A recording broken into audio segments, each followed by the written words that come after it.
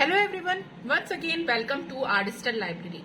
जैसा कि आप जानते हैं, हम लोग ऑब्स एंड गायनी के वीडियोस रेगुलर अपलोड कर रहे हैं मॉडर्न टॉपिक, और जो भी इम्पोर्टेंट टॉपिक्स एग्जाम पर्पज से मैं रेगुलरली डेली वीडियोस अपलोड कर रही हूँ। इसलिए वीडियो को लाइक करें, चैनल को सब्सक्राइब करें, बेल आइकन को प्रेस करें ताकि आपको रिसेंट वीडियो की नोटिफिकेशन मिल जाए। इसी तरीके से हम अब नेक्स्ट सब्जेक्ट के इम्पोर्टेंट टॉपिक स्टार्ट करेंगे और सारे वीडियोस एक दूसरे से कोरिलेटेड हैं। तो यदि आपने प्रीवियस वीडियोस नहीं देखे हैं तो लिंक आपको डिस्क्रिप्शन बॉक्स में मैं प्रोवाइड करवा दूंगी, आप वहां से जाकर देख सकते हैं।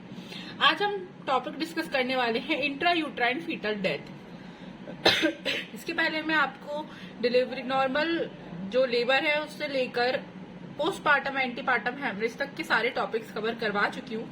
आज हम देखेंगे इंट्रा यूट्राइन फीटल डेथ क्या होती है। इंट्रा यूट्राइन यानी यूट्रस के अंदर फीटस की डेथ होना, तो इंट्रा यूट्राइन फीटल डेथ कहलाता है। यदि प्रेगनेंसी के दौरान 28 वीक के पहले फीटस डेथ होकर निकलता है तो इसे हम एबॉर्शन कहते हैं, और 28 वीक के बाद फीटल डेथ कहते हैं, या 500 ग्राम से ज्यादा वेट होने पर फीटल डेथ कहा जाता है। एबॉर्शन का वीडियो मैं आपको अलग से अपलोड करूंगी, थोड़ा लेंथी टॉपिक है। सबसे पहले यहाँ पर उन्होंने इंट्रा यूट्राइन फीटल डेथ और एबॉर्शन के बीच में डिफरेंस बता दिया, क्योंकि दोनों चीज सेम ही है। एबॉर्शन में भी बेबी जो है वो डेथ होकर निकलता है, इंट्रा यूट्राइन फीटल डेथ में भी। तो यहाँ पर क्या बोला गया, यदि 28 वीक से पहले 28 वीक की प्रेगनेंसी से पहले यदि फीटस डेथ होकर निकलता है तो वहां पर हम उसे एबॉर्शन कहते हैं। लेकिन यदि 28 वीक के बाद ये चीज हो रही है और यदि बच्चे का वजन जो है वो 500 ग्राम से आधा किलो से ज्यादा का हो चुका है तो उसे हम फीटल डेथ यानी इंट्रा यूट्राइन फीटल डेथ बोलते हैं। तो ये एक बहुत इंपॉर्टेंट डेफिनेशन थी, difference between abortion and intrauterine fetal death. अब इसके अलावा WHO ने कंडीशन बता दी है कि यदि 22 वीक के बाद है, 22 वीक्स के बाद है, लेकिन 350 ग्राम वेट होने पर फीटल डेथ कहा जाता है। यदि 22 वीक हो चुके हैं, 28 वीक से कम है, 22 वीक, कॉमन सेंस है तो हम इसको पहले एबॉर्शन कह रहे थे, बट यहाँ पर उन्होंने कंडीशन बता दी कि वजन जो है वो 350 ग्राम से ज्यादा होना चाहिए। इसको हम इंट्रायूट्राइन फीटल डेथ कहेंगे। और ड्यूरिंग लेबर यदि डेथ होती है तो उसे हम स्टिल बर्थ कहते हैं। तो ये तीनों जो टर्मिनोलॉजीज है वो आपके लिए बहुत ज्यादा इंपॉर्टेंट थी। देन अब हम देखेंगे causes of intrauterine fetal death. क्या क्या कॉजेस होते हैं। तो मैटरनल कॉज क्या हो सकता है। मदर में यदि हाइपरटेंशन है, बीपी ज्यादा हो रहा है, एक्लेम्शिया, प्री एक्लेम्शिया एक डिसीज होती है जिसमें प्रोटीन का कंटेंट ज्यादा होगा, कन्वर्जन्स होंगे, तो ये सारी टॉपिक मैं आपको अलग से बताऊंगी। एंटीपार्टम हेमरेज जो कि हम प्रीवियसली डिस्कस कर चुके हैं, इन कंडीशन में इंट्रायूट्राइन फीटल डेथ हो सकती है। एपीएच यानी एंटीपार्टम हेमरेज दो कारणों से हो सकता है, स्पेशली प्लेसेंटा प्रीविया और एब्रप्टिव प्लेसेंटा। वीडियो ऑलरेडी अपलोडेड है, इसलिए मैंने आपको बोली कि सारे टॉपिक एक दूसरे से कोरिलेटेड है। पहले लाइन वाइज आपको उन्हें कवर करना होगा, देन आपको ये टॉपिक्स अपने आप समझ में आ जाएंगे। और इसके अलावा true knot in umbilical cord हो, डायबिटीज मेलाइटस हो, यदि गैस्ट्रेशनल डायबिटीज मेलाइटस हो मदर को, या फिर क्रोनिक नेफ्राइटिस हो, इन सारी कंडीशन के केस में इंट्रायूट्राइन फीटल डेथ हो सकती है। इसके अलावा यदि पेशेंट जो है वो सिफिलिस की कंडीशन में हो, यानी उसको ये इन्फेक्शन हो, पॉलीहाइड्रोमियास, हाइपरथर्मिया जिसका टेम्परेचर 39 डिग्री सेल्सियस से ज्यादा हो, या फिर मदर को टॉर्च इन्फेक्शन हो, infection like toxoplasmosis, cytomegalovirus, influenza, mumps, malaria, इन सारी कंडीशन में, मैटरनल कंडीशन में इंट्रायूट्राइन फीटल डेथ हो सकती है। देन फीटस में क्या क्या कंडीशन हो सकती है, क्या कॉजेस हो सकते हैं। तो कंजेनिटल मालफॉर्मेशन, यानी सही तरीके से जो है वो उसके शरीर सही से नहीं बना हुआ है, कुछ कंजेनिटल उसमें डिफॉर्मिटी है। RH इनकम्पेटिबिलिटी, ये टॉपिक भी अलग से अपलोड करूंगी मैं आपको, बहुत इंपॉर्टेंट है। यानी मदर का ब्लड यदि नेगेटिव है, RH नेगेटिव है और बेबी का RH पॉजिटिव है, तो ये ब्लड जो है वो बच्चे के खिलाफ एंटीबॉडी क्रिएट कर लेगा। तो RH इनकम्पेटिबिलिटी के केस में पोस्ट मैच्योरिटी यानी बेबी अपने ग्रोथ से ज्यादा बड़ा हो गया है, सॉरी, एंड टेरिटोजेनिक इफेक्ट, यानी मदर ने कोई ऐसी ड्रग ले ली जो बच्चे के लिए हार्मफुल है। और अदर कॉज हो सकता है क्यूनॉन ग्रुप ड्यूरिंग एडमिनिस्ट्रेशन, यानी प्रेगनेंसी के समय क्यूनॉन ग्रुप की ड्रग्स का लेना, ईसीवी एक्स्ट्रासेफेलिक वर्जन या फिर एमिनोसेंटेसिस होना, इन सारी कंडीशन में फीटस की यदि है तो इंट्रायूट्राइन फीटल डेथ होने के चांसेस हो सकते हैं। तो ये कॉजेज थे। अब हम देखेंगे मॉर्बिड चेंजेस, क्या क्या चेंजेस आते हैं। तो fetal death during destructive process, menstruation, affected epidermis, fetal swell and dusky red, यानी जब फीटस की डेथ हो जाती है यूट्रस के अंदर तो वहां पर मेंस्ट्रुएशन स्टार्ट हो जाएगा, यानी प्रेगनेंसी के समय मेंस्ट्रुएशन होता नहीं है बट लेडी को दिखने लगेगा ब्लीडिंग हो रही है, मेंस्ट्रुएशन स्टार्ट हो गए, उसके मतलब हमें समझ जाना चाहिए कि यहाँ पर प्रेगनेंसी जो है वो अब कंटिन्यू नहीं हो सकती। और क्या क्या इफेक्ट दिखेगा हमें, फीटस जो होगा वो स्वेल हो जाएगा, डस्की रेड कलर का हो जाएगा, ऑटोलिसिस यानी अपने आप वहां पर ऑटोलिसिस की प्रोसेस, सेल डेथ शुरू हो जाएगी, and liquefaction of brain matter, softening of ligament, ये सारी कंडीशन हमें फीटस में देखने को मिलेगी। साइन एंड सिम्टम्स, और क्या साइन एंड सिम्टम्स हमको दिखेंगे जिससे हम पता लगा सकते हैं। तो मदर में लॉस ऑफ फीटल मूवमेंट, उसको बच्चे की मूवमेंट फील नहीं होगी, रेट्रोग्रेस ऑफ ब्रेस्ट चेंजेस, यानी जो भी उसके ब्रेस्ट में चेंजेस हुए थे उसमें वापस से नॉर्मल साइज एंड शेप में चेंजेस देखने को मिलेंगे। पर एब्डोमिनली जब हम यहाँ पर एग्जामिनेशन करेंगे तो वहां पर आएगा loss of fetal movement during palpitation, यानी जब हम बाहर से पाल्पेट करेंगे तो हमको कोई भी फीटस की मूवमेंट वहां पर नहीं मिलेगी। Loss of fetal heart sound, fetus का हार्ट साउंड हमें नहीं मिलेगा।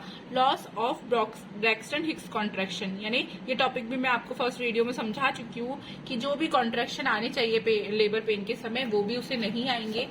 और रेट्रोग्रेशन ऑफ फंडल हाइट, जो भी एब्डोमेन का यूट्रस का साइज बड़ा हुआ था वो नॉर्मल वापस अपने धीरे धीरे करके छोटा होने लगेगा। तो ये सारे साइन एंड सिम्टम हमें देख के समझ जाना है कि यहाँ पर बेबी की डेथ जो है वो इंट्रायूट्राइन हो चुकी है।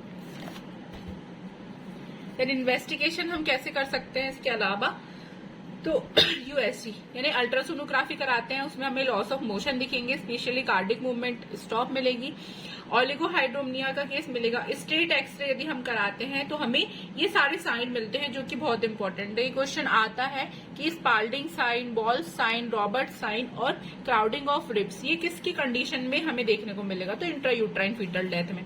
स्पाल्डिंग साइन क्या होता है, overlapping of cranial bones due to liquefaction of brain matter and softening of ligament, यानी ओवरलैपिंग ऑफ क्रेनियल बोन्स, जो भी हमारी हेड की बोन्स है, क्रेनियल बोन्स है, वो एक दूसरे के ऊपर ओवरलैप करवाई जाएंगी क्योंकि वहां पर ब्रेन का लिक्विफिकेशन हो चुका है और लिगामेंट्स जो है वो बहुत ज्यादा सॉफ्ट हो चुके हैं। तो ये ओवरलैपिंग जो होती है क्रेनियल बोन्स की उसको हम स्पाल्डिंग साइन बोलते हैं। बॉल साइन क्या होता है, तो हाइपर फ्लेक्शन ऑफ स्पाइन, यानी स्पाइन का हाइपर फ्लेक्स, ज्यादा अपनी लिमिट से ज्यादा फ्लेक्स हो जाना इस बॉल साइन। और रॉबर्ट साइन क्या होता है, appearance of gas shadow in heart chamber and great vessel, यानी हार्ट के चैम्बर में गैस की शेडो का, जो भी आर्टरीज है, एओर्टा है, उसमें हमें गैस शेडो देखने को मिलेगी, तो उसे हम रॉबर्ट साइन बोलते हैं। ये हमें सब एक्सरे में मिल रहा है। स्पाल्डिंग साइन भी एक्सरे में मिल रहा है जिसपे क्रेनियल बोन्स के ऊपर ओवरलैपिंग हो जाएगी। बॉल साइन में भी हाइपर फ्लेक्शन ऑफ स्पाइन मिलेगा। रॉबर्ट साइन में भी appearance of gas shadow in heart chamber और क्राउनिंग ऑफ रिब्स, मतलब जो पसलियां होती है, रिब्स होती हैं, वो घुलने लगती है। ये सारे यदि एक्सरे में हमें चेंजेस मिल रहे हैं बेबी में तो हम समझ जाएंगे कि यहाँ पर फीटस डेथ हो चुकी है।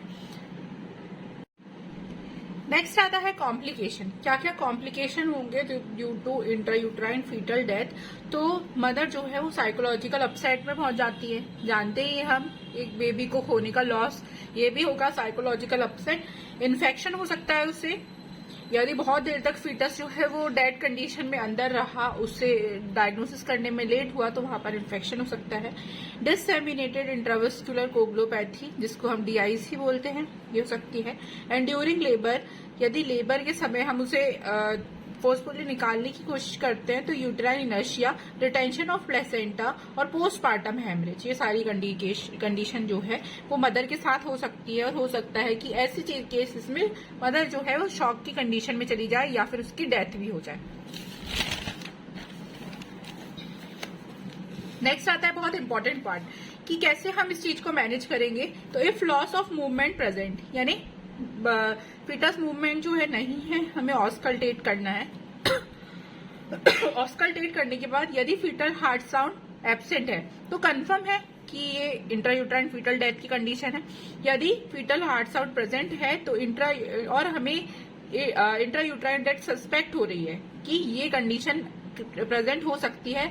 अभी फीटल हार्ट साउंड सुनाई दे रहा है बट आगे चल के ये केस जो है इंट्रायूट्राइन डेथ का हो जाएगा। तो हमें यदि ऐसी कंडीशन हमें पता लग रही है तो उसे हमें असिस्ट द कॉज को पता करना है कि किस वजह से ये हो रहा है। Assist the time duration of death by USG and X-ray. Then आपने को एक्सरे एंड यूएसजी से और आगे की प्रोसेस जो है करनी है। यदि रिसेंट डेथ हुई हो तो इंडक्शन ऑफ लेबर कराकर उस बेबी को बाहर निकालना है। यदि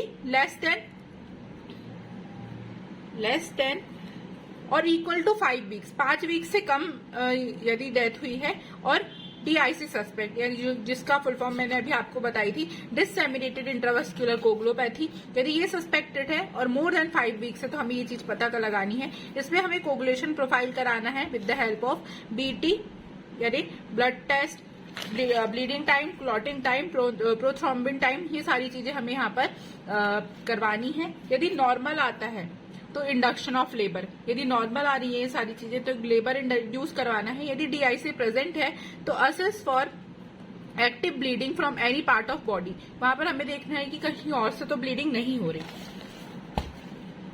यदि ब्लीडिंग प्रेजेंट है तो फ्रेश फ्रोजन प्लाज्मा कराना है, होल बॉडी ट्रांसफ्यूजन कराना है और कार्डियो प्रेसिपिटेशन कराना है। यदि यहाँ पर ब्लीडिंग जो है वो एब्सेंट है कहीं और से तो इंजेक्शन हिपेरिन देना है।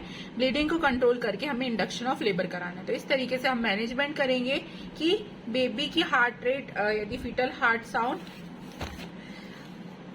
एब्सेंट है तो यहाँ पर तो कुछ भी हम नहीं कर सकते। यदि प्रेजेंट है तो इंट्रायूट्राइन डेथ सस्पेक्ट करके वहां पर हमें रिसेंट डेथ हुई है, लेस देन और इक्वल टू 5 वीक्स हुई है ये पता लगाकर, डीआईसी सस्पेक्ट करके, ब्लड टेस्ट कराकर, और नॉर्मल कंडीशन है तो इंडक्शन ऑफ लेबर करवा देंगे हम। और यदि डीआईसी है तो वहां पर हमें ब्लीडिंग टाइम, क्लॉटिंग टाइम देखकर फ्रेश फ्रोजन प्लाज्मा और ब्लड ट्रांसफ्यूजन करने की जरूरत पड़ेगी। इसके बाद हम लेबर इंड्यूस कराते हैं। लेबर इंड्यूस कराने के लिए हमें इंजेक्शन ऑफ ऑक्सीटोसिन देनी होती है, 5 से 10 इंटरनेशनल यूनिट और 500 RL, ये हमें ऑक्सीटोसिन देनी है। नेक्स्ट डे यदि कोई भी रिस्पॉन्स नहीं आता है तो देन हमें डोज बढ़ाना है 20 IU oxytocin. If no labour induce in next day, फिर भी लेबर इंड्यूस नहीं हो रहा तो 40 इंटरनेशनल यूनिट हमें ऑक्सीटोसिन देनी है। देन इफ सर्विक्स थिक है तो पर वेजाइनल प्रोस्टाग्लैंडिन जेल देना है या टैबलेट इंसर्ट कराना है with oxytocin drip. Repeat after 6 to 8 hours. उसके बाद हमें टैबलेट मेजोप्रेस देनी है 50 mg पर vaginal. Repeat 4 hourly and 1 hourly. इसके बाद यदि इसके बाद भी रिस्पांस नहीं होता, हमने इतनी सारी कंडीशन देख ली है, ऑक्सीटोसिन दे दिए उसको, प्रोस्टाग्लैंडिन इंड्यूस करवा दिए और मेजोप्रेस वगैरह दे दिए, लेकिन फिर भी रिस्पांस नहीं आ रहा है, किसी भी प्रकार का पेन उसको जनरेट नहीं हो रहा है, इंडक्शन नहीं हो रहा है लेबर का, तो हमें फिर सिजेरियन सेक्शन करना होता है। हमारे पास कोई और ऑप्शन नहीं होता, क्योंकि यदि जितने देर अंदर बेबी डेथ कंडीशन में रहेगा तो वो मदर के लिए एज अ एंटीजन काम करेगा और वहां पर इन्फेक्शन हो सकता है। यदि 5 वीक से ज्यादा हो तो PID के चांसेस होते हैं। तो यहाँ पर यदि बेबी जो है वो 5 वीक से ज्यादा होगा तो वहां पर पेल्विक इन्फ्लामेटरी डिसीजेस हो सकती हैं और आगे क्रिटिकल कंडीशन क्रिएट हो सकती है। तो यदि हमारा लेबर जो है नॉर्मल इंड्यूस नहीं हो रहा तो हमें जल्द से जल्द सिजेरियन सेक्शन करना होता है in the case of intrauterine fetal death. Hope कि आपको ये टॉपिक समझ में आया होगा। Stay connected with our digital library for more videos.